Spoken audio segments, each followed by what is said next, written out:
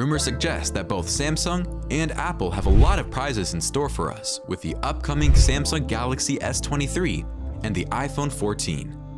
Both flagships will feature a new design, enhanced performance, and new photo sensors. So stay tuned as we discuss which of the two is worth purchasing. Design. The Galaxy S23 is expected to have a wider aspect ratio than most phones and sharp corners. The iPhone, on the other hand, is expected to have a slightly higher aspect ratio and more rounded edges. Both are made of glass and metal, with an aluminum frame on the Galaxy and a heavier stainless steel in the middle on the iPhone. The iPhone 14 will have a 6.7-inch diagonal screen, whereas the Galaxy S23 will have a 6.8-inch curved edge display. How much cost do these premium designs slap on the product? Is the selling price compensated for in what the retrospective devices offer? Stick around as we answer that question later in the video. According to one rumor, Apple may voluntarily give up the notch for the iPhone 14 in pursuit of its first punch hole design, helping to bring the iPhone very close in appearance to Samsung. As you probably already know, Samsung already employs the punch hole design. Display. The Apple iPhone 14 has a resolution of 1170 by 2532, which really is significantly less than the resolution of the Samsung Galaxy S23, which is 1440 by 3200. The Apple iPhone 14 has a 6.7-inch display, which is a little smaller than the 6.8-inch display on the Samsung Galaxy S23. Apple's phone has a display density of 460 ppi, while Samsung's phone has a display density of 511 ppi. The aspect ratio of the Apple iPhone 14 is 19.5 to 9, whereas the Samsung Galaxy S23 is 20 to 9. Smartphone consumers want bigger batteries so they can maximize their device's performance. If you stay long enough, we'll explain to you how the two phones' greater batteries enable infinite performance. Technologically speaking, both are OLED displays that can get incredibly bright and assist HDR video. The Galaxy, like the iPhone, is said to have a dynamic refresh rate that modulates between 1 Hz and 120 Hz. Face ID, a highly secure 3D form of facial recognition software, is used by the iPhone.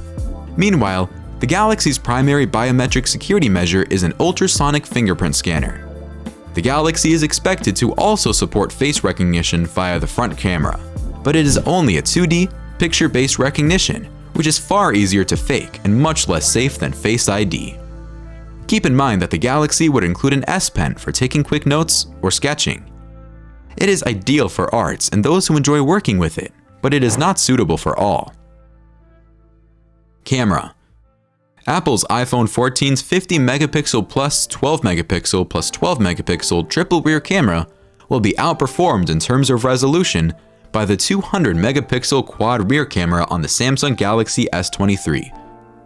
The Samsung Galaxy S23 is a superior choice if you really want to take a ton of selfies, because it features a better 32 megapixel front camera than the Apple iPhone 14's 12 megapixel front camera.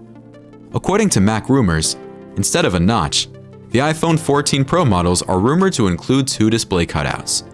A pill-shaped cutout will house the Face ID dot projector and other Face ID components, and another circular cutout will accommodate the front-facing camera. The non-Pro models are expected to continue to have a standard notch. Additionally, Samsung has increased the importance of the range of optics. In addition to its wide and ultra-wide cameras, the S23 also features 10x and 3x optical zoom components.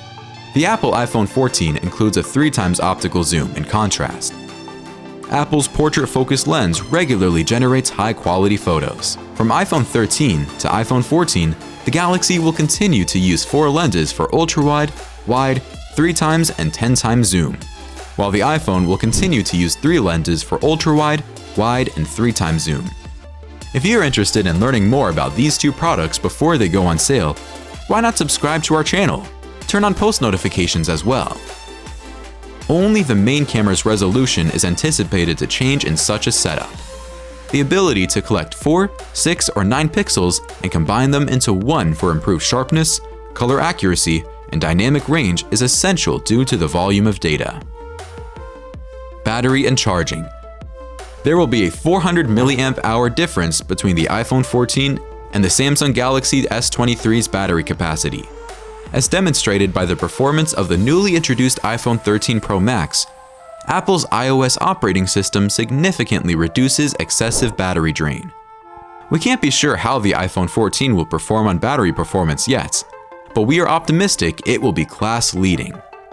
While the iPhone's maximum charging power is 30 watts, the Galaxy may keep the 45 watts fast charging on its predecessor, or get an upgrade to 50 watts according to priceinall.com. Charging time for the Galaxy S23 and iPhone 14 is also quite different, with the S23 taking about an hour and a half to fully charge, and the iPhone taking almost twice as long. Using the Galaxy's battery to reverse charge another device was a pleasant surprise. It will start charging magically when the function is turned on and an accessory, such as a smartwatch or compatible wireless headphones, is placed on top of the phone. The iPhone will be unable to perform this feat. Prices and availability.